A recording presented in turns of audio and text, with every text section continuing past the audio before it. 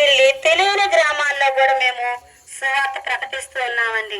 ఇందాక చెప్పినట్టు బైబిల్లో రక్తస్రావము గలన స్త్రీ 12 సంవత్సరముల నుండి ఆమె ఎంతో వేదన పడుతున్నదండి.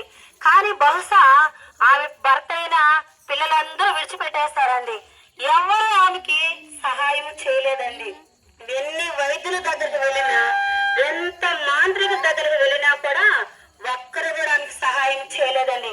కానీ ఆ సమయంలో ఆ గ్రామానికి యేసయ్య వచ్చాడండి. ఎంతో మందికి రోగులకి, కుష్ఠరోగులకి, కుంటి వారికి అనేక మందికి దేవుడు స్వస్థపరుస్తున్నాడని ఆమె విన్నాదండి. అన్నిటికీ ఆమె వేదన కలిగి ఇంకా ఆమె నిరాశ చెందిపోయి ఇంకా ఆమె వేదనతో ఉన్నదండి. ఆమె ఒక విషయము ఆమె కనుక్కున్నదండి.